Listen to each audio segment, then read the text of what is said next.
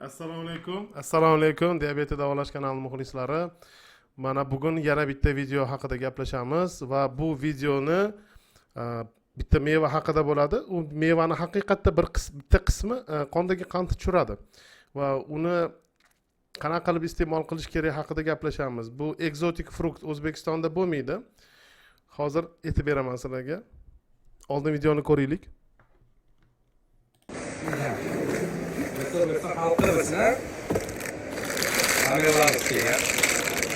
Bunu bilasizlar, sahar damlini kasallarga zo'r, sahirlar ko'tarib olmaydi, sahirlar zo'r hisoblanadigan. Sizlarga eng zo'r tavsiya qiladigan mevalarning bittasi faqat 2 kun 30 ming beramiz buni sizlarga. 30 ming so'm. 2 kilodan oshib chiqadi, eng yaxshisi. Eng yaxshi sifat mevalar faqat meva terimizda. Tak, Pomelo mevasi haqiqatda sahri tushiradi. Sirazi dangalini aytib qo'ya qoling. Faqat po'chog'i. Agar po'chog'ini yesanglar, qondagi qandinglar tushadi.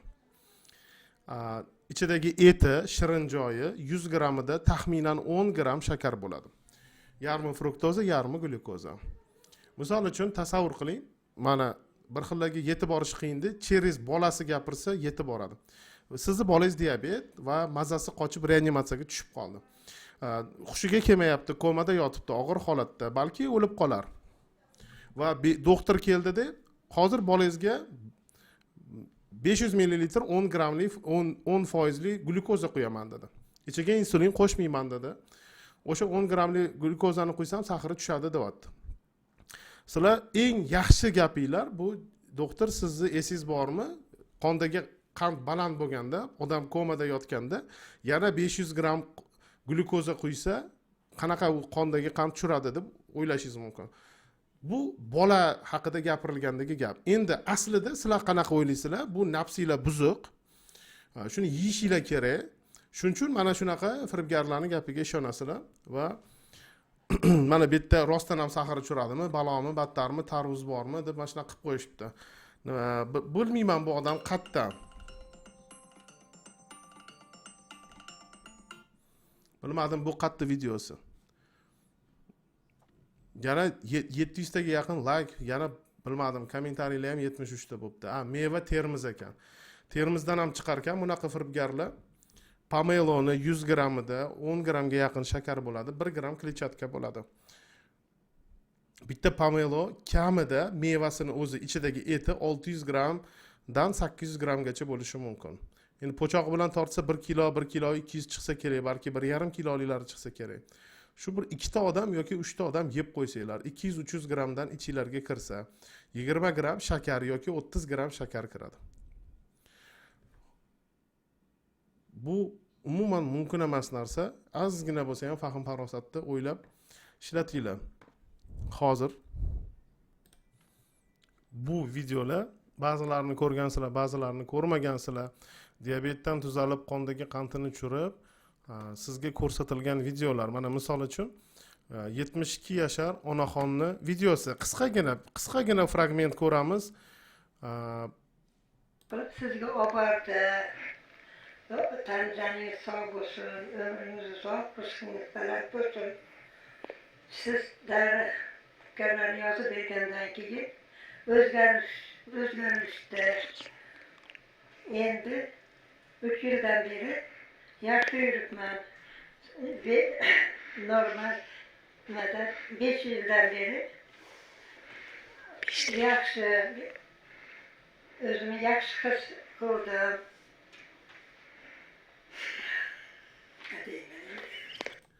Qaranglar, nima deyman endi deyaptilar. Shunaqangi bir sodda xalqda ular. Meni iltimosim bo'yicha bu videolar jo'natilgan. Yangi yil bilan sizlarni tabriklab, hozir o'zi nimalarga erishganini, buni videolarini jo'natib beringlar dedi. Endi 72 yashar videoga tushmagan xotin, intervyu bermagan xotin, ayol kishi shunchalik intervyu beribdilar. Rahmat. Misol uchun, xo'p 3 yildan beri mana bu 11 yillik diabet odamda, bu kelgani esimda. Shular mana yuribdi hammasi normalniy bo'lib. Ba'zilarining yuzi ochiq, ba'zilarining yuzi yopiq. Ko'rmaganinglar bor. Misol uchun, Lyuboyni bittasini ochsak, Assalomu alaykum O'zbekiston xalqi. Men Berdiyev Bobur Samarqanddan, Tayloq rayonidanman. Umidjon Shoyisovni mana shu million qadam marafoniga Samarqandda ekanligimda qatnashganman. O'sha yerdan mana shu yurishlarimiz, dieta tutishlarimiz.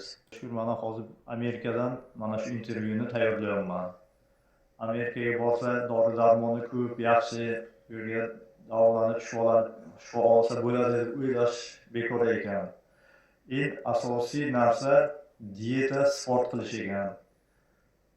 Mana shu yerga ham Oshim parki deydi, Oshim parkiga kelib 1 oy o'sha yerda yashadim. Bu boshidan u boshigacha piyoda ayolim bilan yurganman to shu bir haliga kuncha. Ertalab kechqurun u yerdan. Xo'p, sizlarning boshinglarni ko'p qotirmoqchi emasman, o'rtoqlar. Diabet odam ko'p. Agar bir narsani shuni diabetga foyda deb etsa, odamlar oladi deb sotuvchilar, bu marketing. Bozorda vijdon yo'q, bozorda iymon yo'q. Pul uchun hamma narsaga tayyor. Pul uchun vijdonini, iymonini sotadigan joy bozor. Sizni aldab o'zini mahsulotini sotadi. Shuning uchun bozorda diabetga foyda deb sotiladigan hech narsani olmanglar. Diabetga ismaloq foyda. Diabetga bodring foyda, diabetga bulg'ur foyda, diabetga go'sht foyda, diabetga tuyaqush foyda. Lekin mevalar, avokado bilan zaytundan tashqari meva diabetda mumkin emas. Diabetda no'xat yesa bo'ladi, ovsyanka, perlovka, mosh, loviya mumkin, bulg'ur, devzira guruchi mumkin. To'g'ri, ko'p emas. Ko'p yemaysiz. Diabetda tuxum foydali. Tuxumni o'zini yeb, agar 1 soat yurib kelsa, dori ichmasa ham saxir tushadi, agar oshqozon osti bezi tirik va insulin ishlab chiqarsa. Diabetda tovuq sho'rva foyda. Tovuq sho'rvani o'zini ichib, 2 kosa ichsa ham, yurib kelsa, saxiri ham, xolesterini ham tushadi. Lekin bunaqa narsalarga, boshqa narsalarga ishonmanglar, o'rtoqlar. Iltimos sizlardan ozgina paxm parosat ishlatinglar. U yeganda o'zi shirin bo'lsa, u yana sizni saxiringizni tushiradimi? Shirin narsa, ichida shakari bor narsa saxiringizni tushirmaydi. Ayniqsa mevalarda fruktoza ko'pligi uchun jigaringizga ham, tana vazningizga ham, insuliningizga ham ko'proq zarar bo'ladi. Ko'zinglarni ochinglar, paxm parosatinglarni ochinglar. Foyda emas, mumkin emas. Men sizlarga mana foydasini topgan 2 ta odamning intervyusini ko'rsatdim. Bu ko'p bunaqa videolar tiqilib yotibdi. Ko'rsataman sekin-sekin.